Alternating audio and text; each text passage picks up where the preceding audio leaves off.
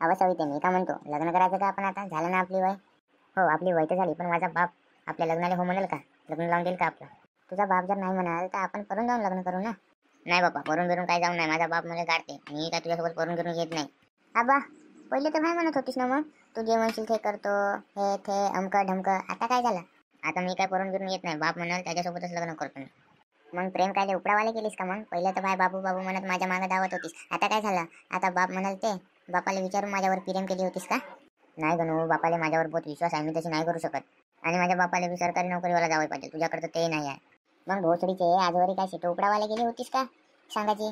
साला जेव्हा लग्नाची वेळ येते तेव्हा साला सर्वच पोरी गाणं दाखवून लागते. नाही गणू, मी तुझ्यावर बहुत प्रेम करतो गणू. तसं काही आहे नाही गणू. अहो भोसडीची, मग तुझ्या बापाला सांग ना तशी. मला काय रे सांगतेस? बापाला नाही सांगू शकत गणू. बाप मले मारून टाकते मा. अहो भोसडीचे, तुला पहिलेच माहित होता तुझा बाप आमच्या लग्नाला हो नाही म्हणत म्हणून. मग तू आजवरी काय रे शेटोपडावाले प्रेम करत होतीस माझ्यावर? पहिलेच सोडून द्यायची होस ना. मला वाटलं गणू तुला कोणती तरी नोकरी लागेल. सरकारी नोकरी लागली तर तू माझ्या घरी येऊन माझा हात मागशील. माझा बाप तुझ्या हाती माझा हात देईल असं वाटलं मला. हो, जे पोरं शिकून डिग्र्या घेऊन ते बसून हात खाली रिकामचोर, आणि मी अनपढ माणसाला मला नोकरी लागते असं वाटत होतं तुला आजवरी, नाही का? गणू, तू माझ्या घरी ये ना, तू बोलून पाय ना माझ्या बापाशी. हो हो, बहुत हुशार आहेस. म्हणजे तुझा बाप मला भेंडून सुतावाले. ठीक आहे गणू, मग आता आम्ही बिरेकअप करून टाकून. ठीक आहे की, जा भोसडीचे बिरकेप करतेस ना, बिरकेप कर. जा सरकारी नोकरीवाल्याकडे. सॉरी गणू. आता फालतू त्याची रोना करायचं नाही, चुपचाप घराकडे जा.